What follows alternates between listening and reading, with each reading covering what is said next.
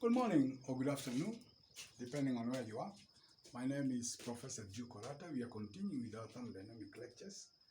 Today we want to look at boundary layer solutions. We have talked about the boundary layer theory, where we saw that we had what we call the velocity boundary layer. We also mentioned the thermal boundary layer, and we also talked about concentration boundary layer, but we focused more on velocity boundary layer. Let's try and see what kind of solutions we can have for this boundary layer theory. So let's call it boundary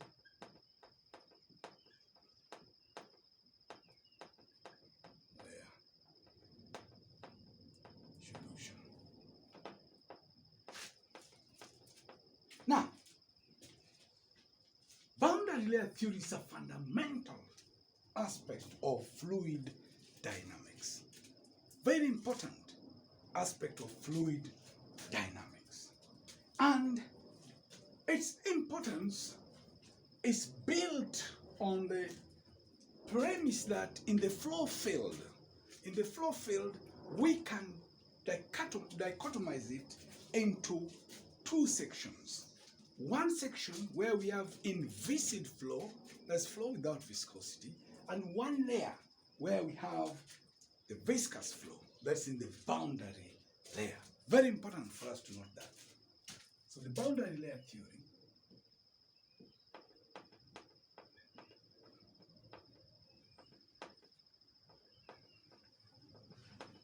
is a fundamental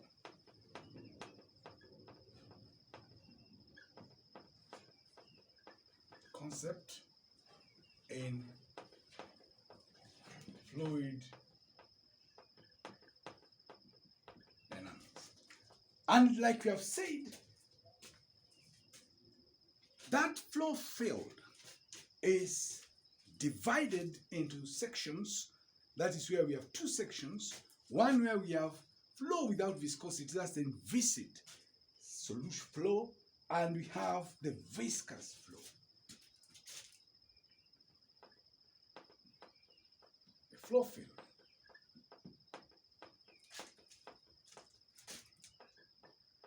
is divided into two sections where we have inviscid flow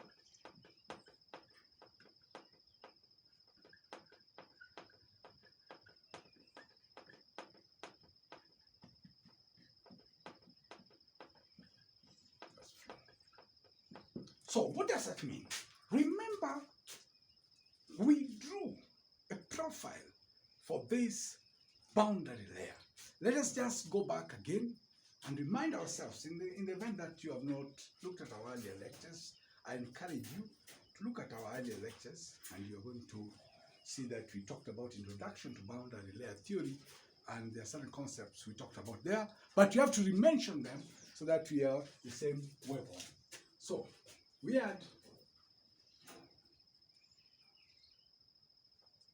if you call this the x-axis,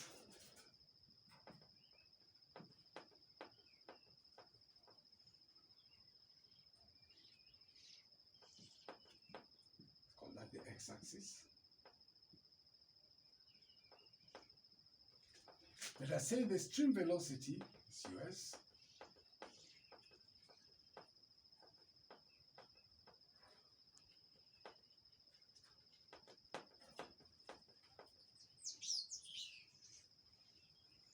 Let's draw this book reasonably properly up. Try to get it as best as we can. Let's have that.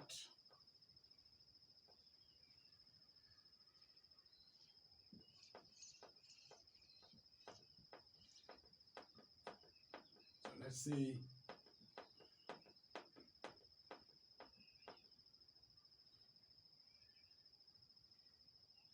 Let's say that's this the velocity boundary layer. So think of it as above that boundary layer, we have the inviscid flow, And down here, we have the viscous flow. And remember that we are saying that this velocity boundary layer develops when you are at about 99% of the stream velocity.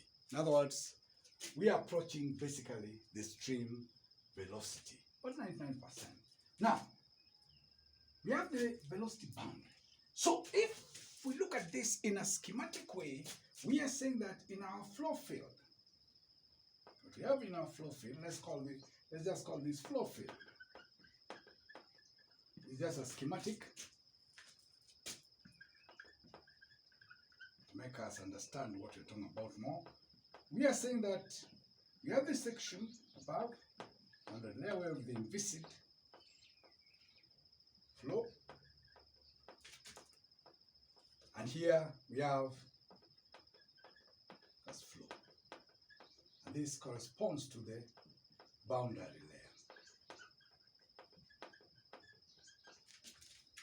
Once the boundary layer. So that's a very important concept, the boundary layer theory. Very important concept. Now, when you break the flow field into those two segments in terms of flow, whether there's viscosity or not, remember when you have viscosity, there's definitely drag. That particular point, there will always be drag when you are dealing with viscous flow. And so there are many other things which becomes affected as a result of those particular concepts. We might mention them towards the end. Now, this assumption, where we have compartmentalized the flow field, makes our life easy. Makes our life easy in terms of solving this particular problem. Because if, for example, when we have it in this form where we are saying there's the inviscid section and the section where we have viscous flow, then it is a lot easier to solve, equations involving this inviscid flow. And when we have this boundary layer, we have this viscous flow. Now, other than the very long and windy Navier-Stokes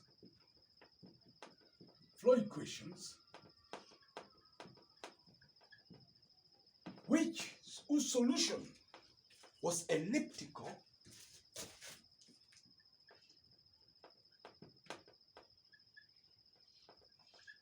we now cross over, because of this assumption here, we now cross over to use a very simple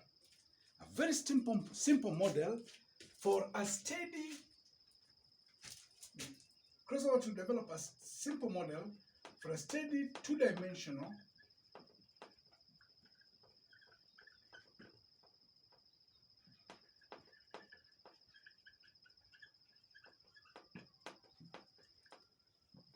equations to solve this steady two-dimensional incompressible fluid. And in this particular case, now we have simple partial derivative equations whose solutions are purely parabolic. We have simple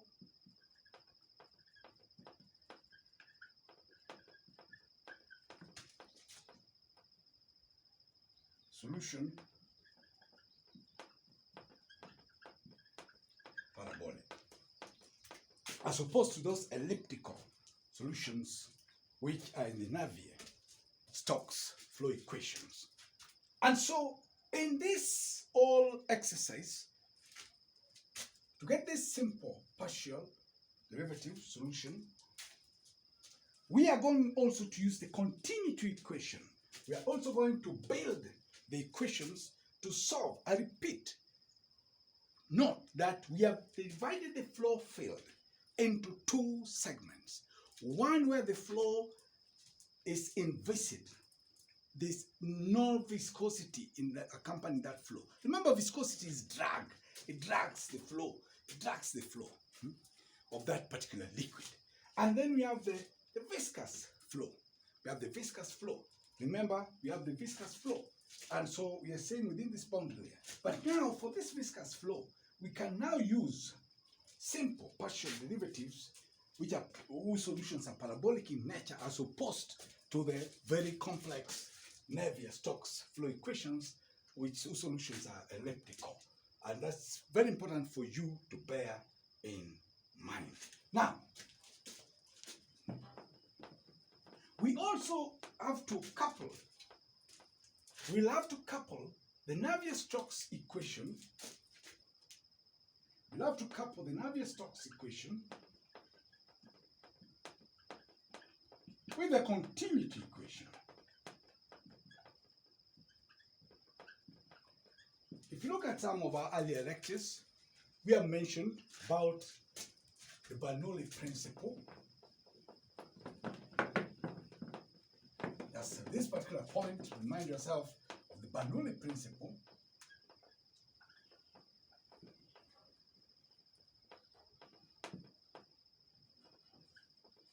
Where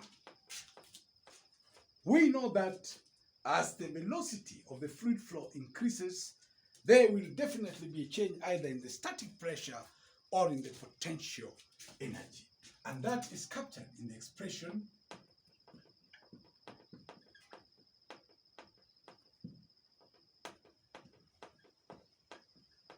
is equals to a constant. Where rho, that is pressure, that is density, that is height. So when we combine those two equations to try to get a solution of this boundary layer fluid flow, let us see what we get.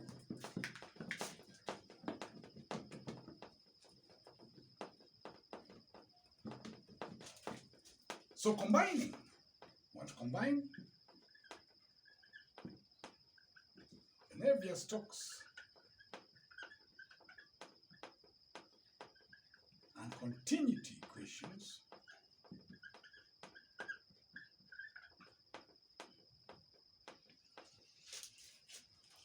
we know that for incompressible fluids, we know that for incompressible fluids,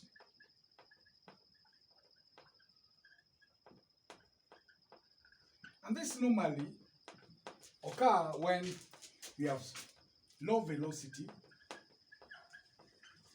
and acceleration,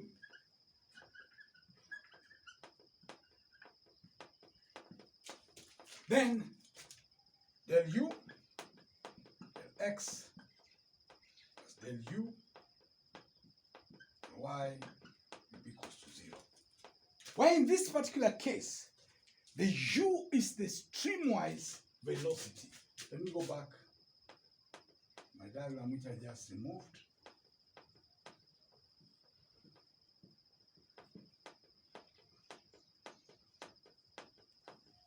This should be now a diagram which is familiar to you. Be very familiar to you now. Something which now be familiar to you. So we're saying x-axis. So we are talking of velocity u, streamwise velocity.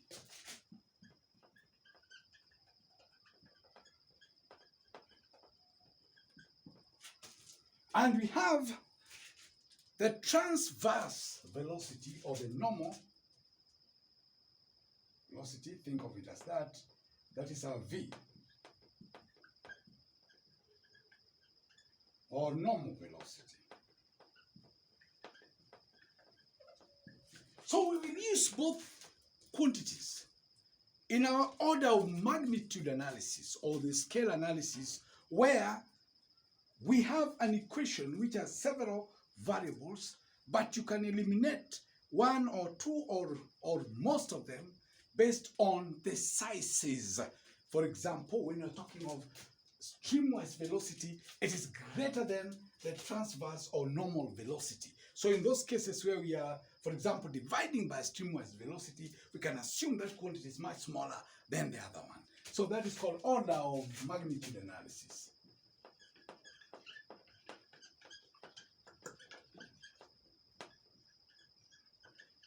Or scale analysis. Scale analysis.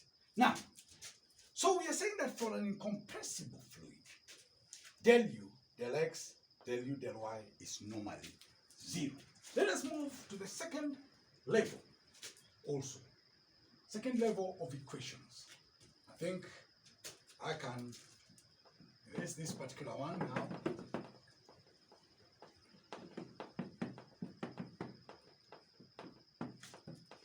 So let's just write it. For incompressible, we have said del U, del X plus del U, del Y is equals to 0. So this is incompressible fluid.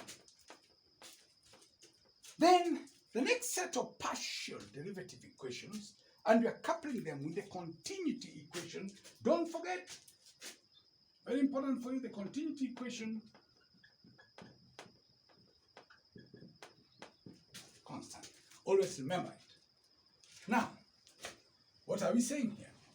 So we have U del X plus V del U del Y equals to minus 1 over rho del P del X plus V into del U squared del X squared del U squared Y squared. And similarly, in the y-axis, U del X plus V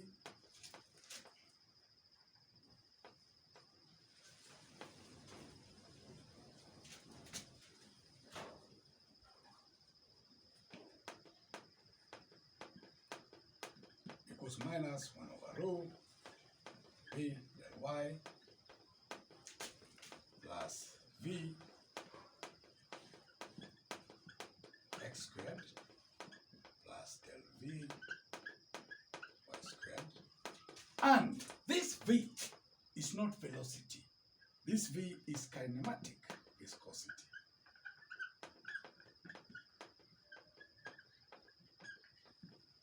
If you look at our earlier lecture on Introduction to Binary Layer Theory, we mentioned dynamic viscosity and also we mentioned kinematic viscosity. So again, once again, I would encourage you that you look at that particular lecture because it introduces you to the boundary layer concept. We talked of laminar flow, turbulent flow. Laminar flow is streamlined flow, turbulent flow. So you know what kind of pattern is laminar flow, is smooth, the fluid flows without interfering with the adjacent fluids. But in turbulent flow, the development of gradients, for example, density gradients or velocity gradients within the flow, leading to formation of eddies and so forth, and that brings turbulence. So it's good to look at those so that you are together with us. So we have this expression. So when we are solving this particular expression, in terms of scale analysis, like we have said, the streamwise velocity is much greater than transverse or normal velocity. No. So, scale analysis. The catchword there is that the streamwise velocity is greater than transverse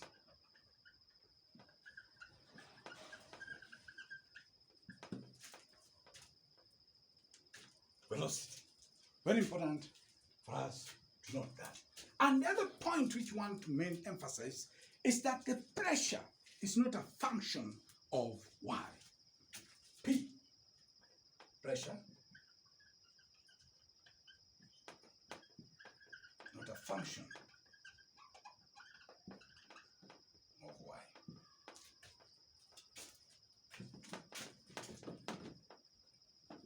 Therefore, using scale analysis or our magnitude analysis,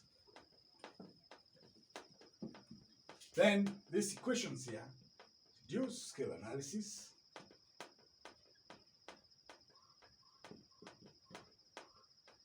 and reduces to, we have u del x plus v del u del y as being equal to minus 1 over rho, that's density, del p del x plus v del u x squared. And similarly, based on observation on the pressure, that's not a function of y, then it means that minus 1 over rho p del y will be equal to 0. So this, coupled with the fact that for incompressible fluid,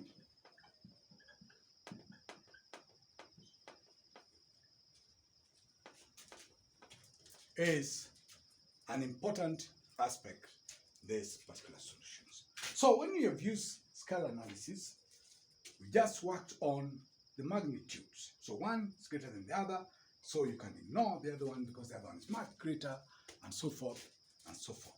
So like I've said, it's a parabolic solution in terms of these boundary values, boundary value problems, boundary layer problem. So that in general, for example,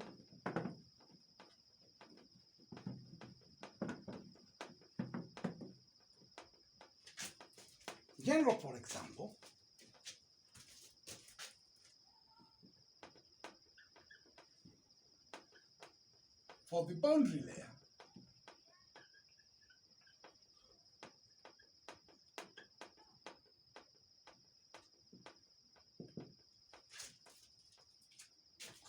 layer, you find that the ratio of the free stream equations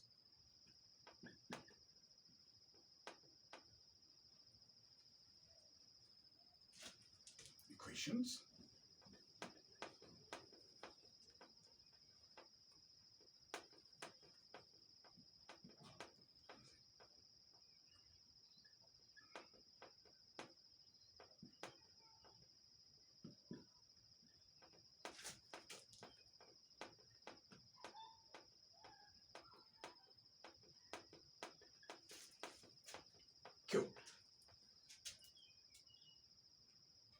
So suppose the thickness of the boundary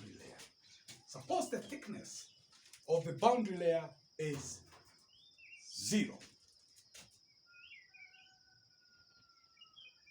Suppose the thickness of the boundary layer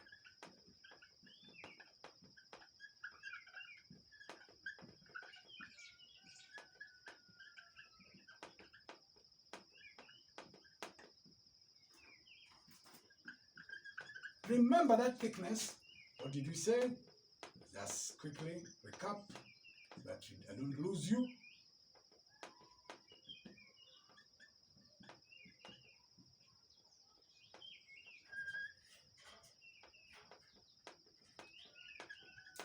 That's the thickness of the velocity boundary layer.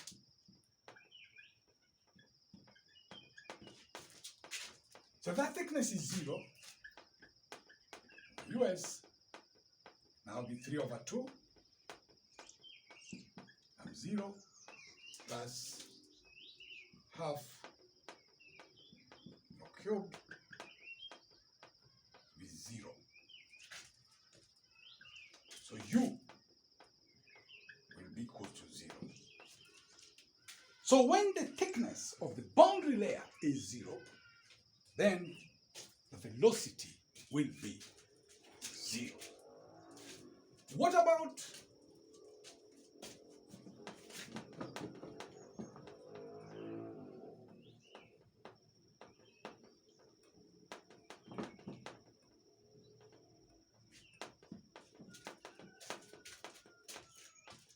so that's a very important result which we need to note, that when this quantity is 0, then u will be 0. But what about when y sigma, then u over us given by 3 over 2,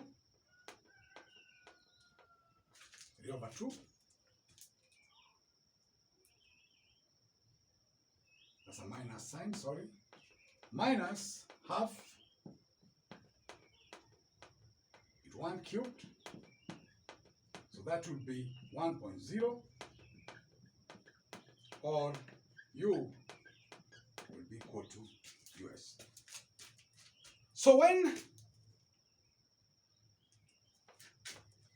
the value of y is at exactly the same as the thickness of the boundary layer, the value 1, then basically the two velocities will be equal. The two velocities will be equal. So you can clearly see that the parabolic solution here accurately describes our profile for this boundary layer. For the boundary layer, accurately describes the behavior of a boundary layer in terms of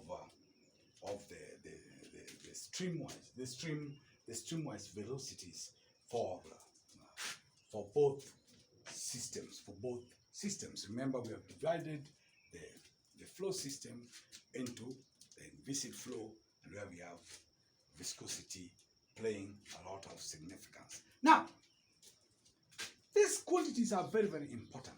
These quantities are very, very important. In fact, just to mention, there's what's called the Prandtl number.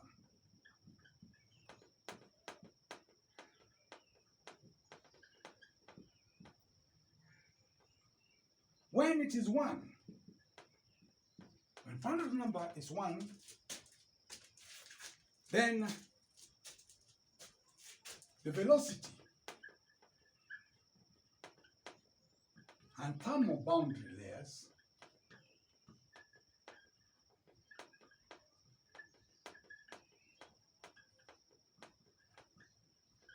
the same. That is the thickness of the velocity and thermal boundary layers the same. Remember, the thermal boundary layer still have the same profile.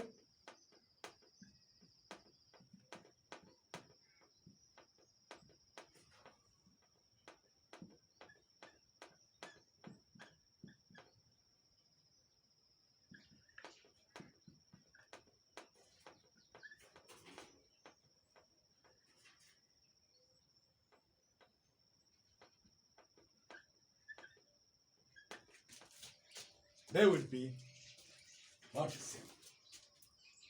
But if the value is greater or less than 1, then those two values for the thickness of those boundary layers will be different. So if Prandtl's number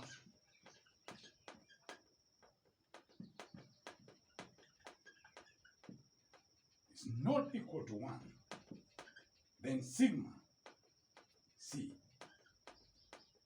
will not be equal to sigma t. Now, these quantities are very important. For example, in aerodynamics,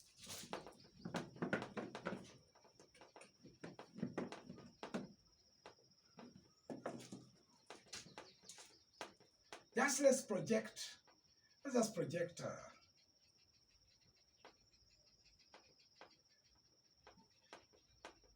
project that we have a flying system.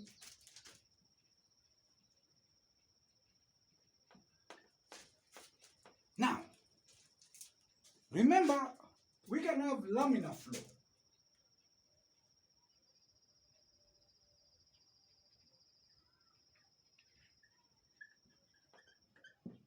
streamline flow.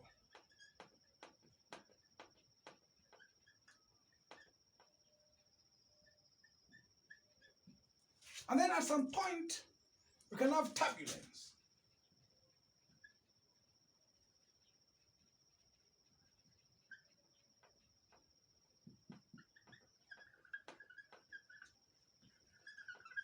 So you might even have you might have initiated it deliberately using a tabulator.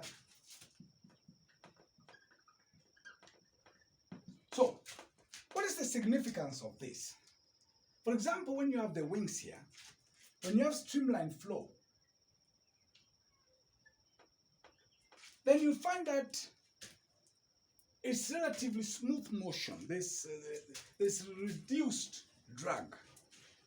In other words, the friction with the skin of that wing, also called skin friction, is significantly reduced. But when you start having turbulence, develop eddies. In this wing system, turbulence, then there will be drag because of those increased, for example, skin friction and so forth. And remember that when you have this layer on the wings, it gives a pseudo thickness of the wing. In other words, the wing level is that, but it creates some pseudo thickness, which is about that length. So this is a pseudo thickness.